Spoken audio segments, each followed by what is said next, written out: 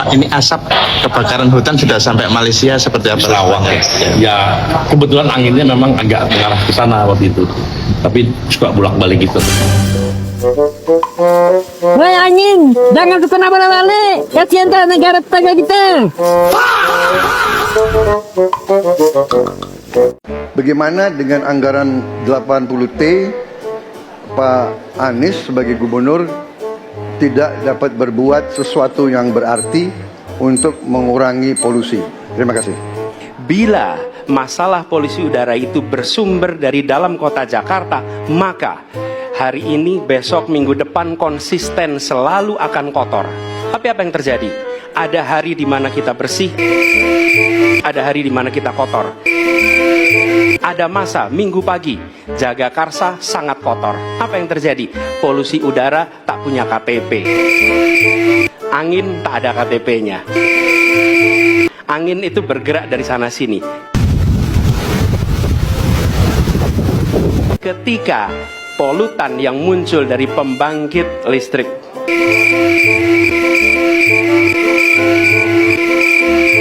tenaga uap mengalir ke Jakarta, maka Jakarta punya indikator, karena itu Jakarta mengatakan ada polusi udara.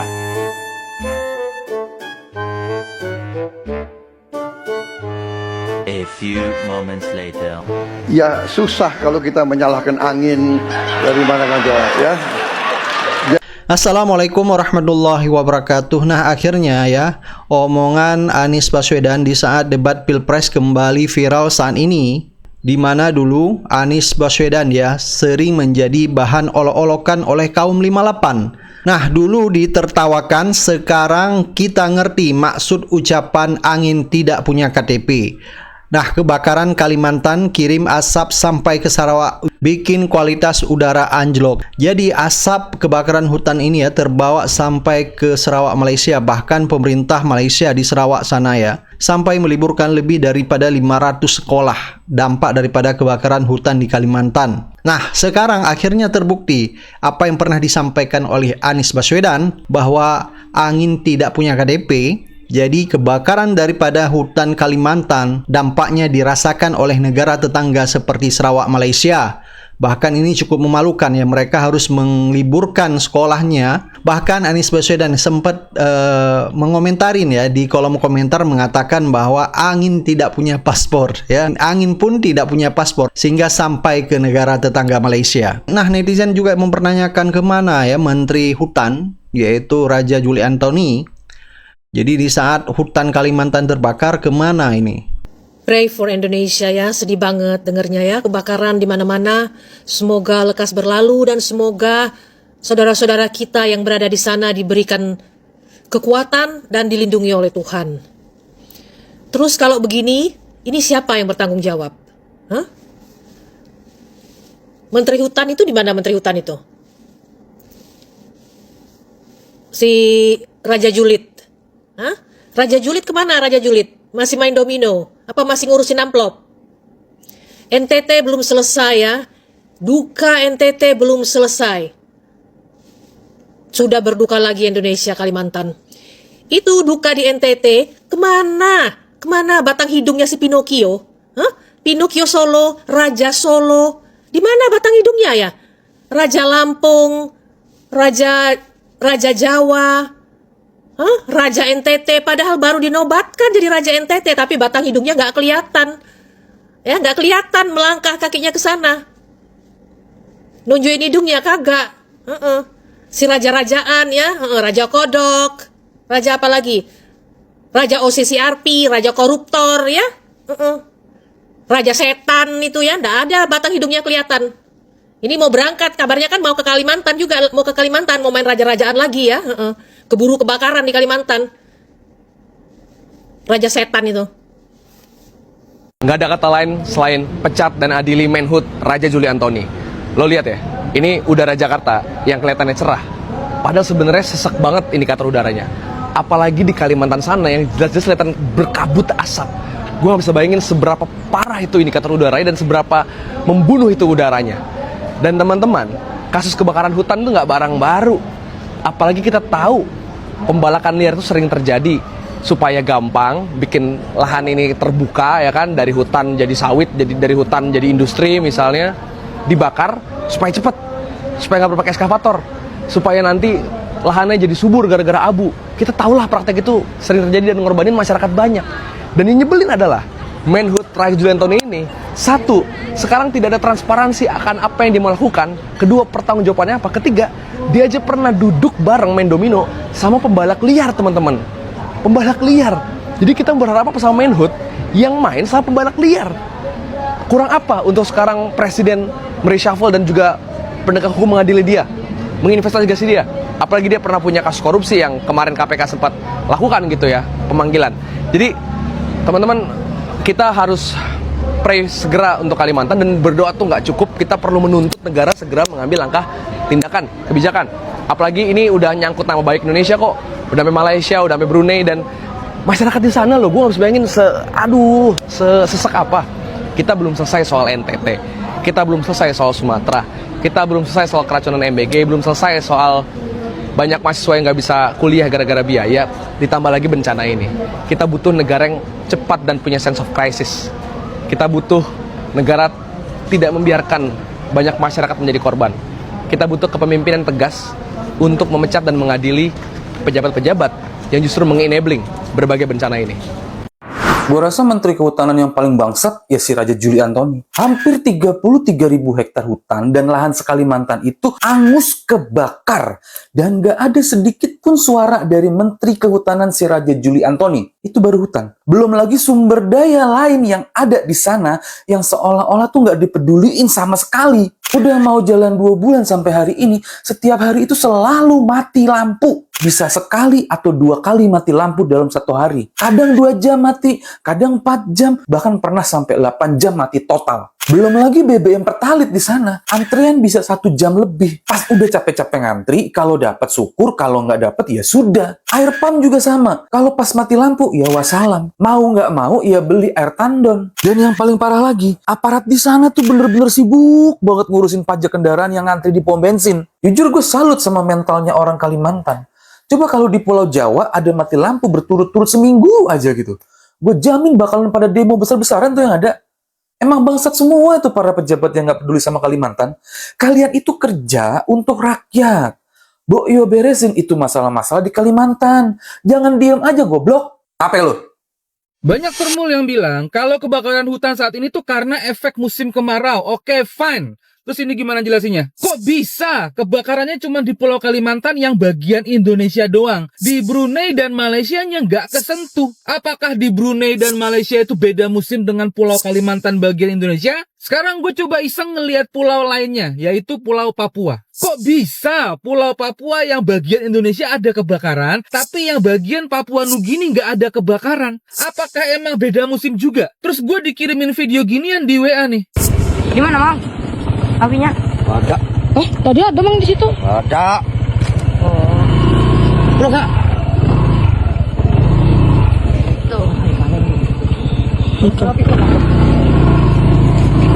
Itu itu kan apa tuh namanya, tempat orang berenang, berenang lurus, kan tempat orang berenang, belok kiri lurus, nah pas sandak ke tikungannya itu kan ada jalan jalan pasir, belok kanan situ di dalam situ. Kalau emang bener hutan Kalimantan itu sengaja dibakar, kalian tuh biadabnya nggak kira-kira. Ini setan bener-bener sungkem sama lu pada. Apa lo?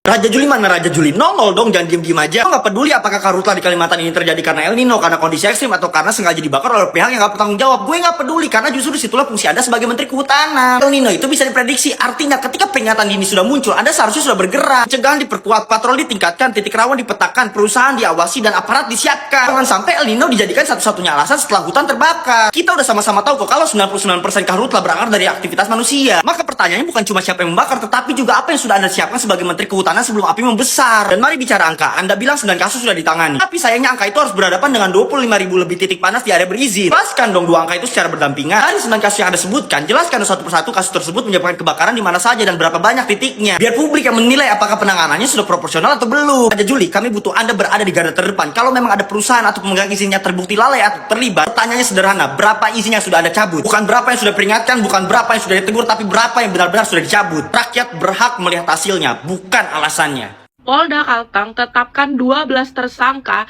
diduga pembakaran hutan dan lahan di sejumlah titik Kalimantan. Nah, pertanyaannya sekarang, si Menteri Kehutanan itu mana? Dia kalau nerima amplop cepet banget, udah ngembaliin amplopnya juga lama, giliran ada musibah hutan begini dia hilang. Malah gue lihat di Instagram story-nya dia sedang menerima tamu di kediamannya. Lu nggak ada sedikit rasa empati gitu sebagai Menteri Kehutanan? Itu udah hampir satu Kalimantan kena dampak dari asap kebakaran hutan itu. Bahkan sudah ada yang masuk ke rumah warga. Lu malah dengan santai duduk di rumah nerima tamu. Nah, di konten gue yang kemarin gue masih dengan tenang, nggak mau menduga-duga, masih dengan sangat positive thinking. Emang, aduh ya ampun, nggak bisa banget positive thinking ya di sini nih. Aduh, tau nggak? Asap kebakaran itu sakit banget pada saat masuk ke tenggorokan, apalagi masuk sampai ke paru-paru. Jangankan asap kebakaran hutan, kita kena polusi dari knalpot aja udah kayak gimana sesaknya, apalagi kebakaran yang hampir satu kota begini. Mana negara tetangga kita juga sudah kena dampaknya, dan ini Menteri Hutan masih nyantai-nyantai aja gitu. Dan buat yang ngebakar, gue sumpahin lu mati ya, karena lo pada ini yang cuma belasan orang semua kena dampaknya, ratusan bahkan ribuan warga Kalimantan. Udah ya, gue cuma mau bilang stay safe untuk warga Kalimantan. Semoga kalian bisa melindungi diri kalian sendiri, karena yang bekerja di sana pun juga sudah mati-matian. You know where you are with, you know where you are with, floor collapsing, falling, bouncing back and walking. Hutan Kalimantan terbakar atau sengaja dibakar. Terus di mana Menteri Kehutanan Raja Juli Antoni? Ya, saat ini Kalimantan kembali menjadi sorotan. Titik-titik kebakaran muncul, asap mengepul dan hutan kembali menghadapi ancaman. Nah, tapi muncul satu pertanyaan yang bikin kita semua jadi penasaran. Ini murni bencana atau ada yang sengaja membakar? Kebakaran hutan memang bisa terjadi karena faktor alam, tetapi bisa juga karena disengaja oleh perilaku manusia dajjal. Terus BNPB kalau sudah begini bisa apa coba? Harusnya ya penanganan karhutla dilakukan sejak tahap mitigasi dan pencegahan, bukan menunggu status bencana itu ditetapkan. Sudah bukan rahasia umum lagi ya, biasanya setiap kali ada kebakaran hutan, maka di situ akan ada pembukaan lahan baru. Entah itu lahan untuk sawit, tambang, atau yang lainnya. Bukan rahasia umum lagi, sudah umum. Ya, sampai saat ini sudah ada beberapa anggota DPR yang mulai bersuara. Mulai dari Komisi 8 yang menyinggung soal revisi Undang-Undang Penanggulangan Bencana. Kemudian Komisi 4 DPR yang meminta supaya Karhutla Kalimantan ditetapkan sebagai bencana nasional. Bahkan Ketua DPR Puan Maharani juga meminta perlindungan masyarakat itu diprioritaskan. Nah, yang jadi pertanyaan saat ini adalah, selama ini Menteri Kehutanan Raja Juli itu ngapain saja? Apa dia sibuk main domino? Negara Malaysia dan Brunei Darussalam ini tidak menunjukkan titik api di sana. Petunjuk titik api hanya ada di wilayah Indonesia saja, tepatnya di kawasan Kalimantan. Pemirsa, kebakaran lahan terjadi di Liang Ganggang, Kalimantan Selatan. Api yang membesar mengakibatkan jarak pandang kabur dan menyulitkan warga.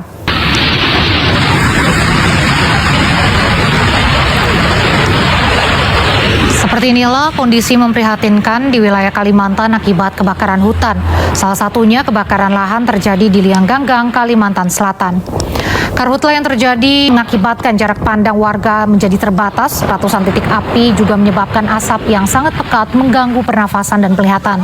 Dengan kondisi ini, perjalanan lalu lintas juga tentunya menjadi terganggu dan berbahaya bagi warga sekitar. Salah satu yang juga memprihatinkan, kegiatan belajar mengajar ikut terganggu. Anak-anak sekolah terpaksa menggunakan masker saat berjalan kaki, berangkat, dan pulang sekolah. Akibat jarak pandang yang terbatas, sebuah truk membawa produksi sepeda motor baru terguling. Asap tebal dengan jarak pandang terbatas ini menyebabkan truk tidak mampu mengontrol lajunya. Hingga saat ini pemirsa, titik api masih belum padam sepenuhnya. Informasi terkait kebakaran hutan Kalimantan ini juga bisa kita lihat di Google Maps pemirsa. Dari tayangan Google Maps, titik api nampak memenuhi Pulau Kalimantan.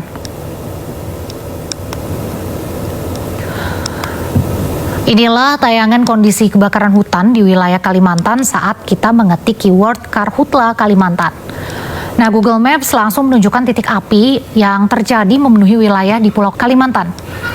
Namun meski di pulau yang sama, negara Malaysia dan Brunei Darussalam ini tidak menunjukkan titik api di sana.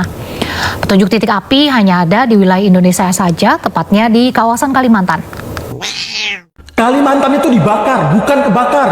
12 orang sudah ditetapkan sebagai tersangka, diduga terkait pembakaran hutan untuk kepentingan pembukaan lahan. Dan sampai sekarang, perusahaan yang diduga berkaitan dengan kasus ini belum disepil ke publik. Sekarang coba kita lihat masalahnya. Hutan dirusak, lahan gambut nggak ada, lalu sengaja dibakar. Ditambah sekarang lagi musim kemarau. Jadilah api membesar seperti saat ini. Dan yang menanggung akibatnya, masyarakat. Masyarakat yang kena dampaknya. Udara tercemar, aktivitas terganggu, kesehatan terancam. Sementara, kalau memang ada kepentingan bisnis di balik pembukaan lahan ini, siapa sebenarnya yang mendapatkan keuntungan? Karena menurut gua, kasus seperti ini jangan berhenti dengan siapa yang membakar, tapi juga harus sampai ke siapa yang menyuruh dan siapa yang diuntungkan. Karena kalau cuma orang yang membakar yang ditangkap, sementara pihak yang diuntungkan tetap aman, ya masalahnya nggak akan pernah selesai. Ini sudah pernah terjadi di 2015 di Sumatera dan Kalimantan Tengah.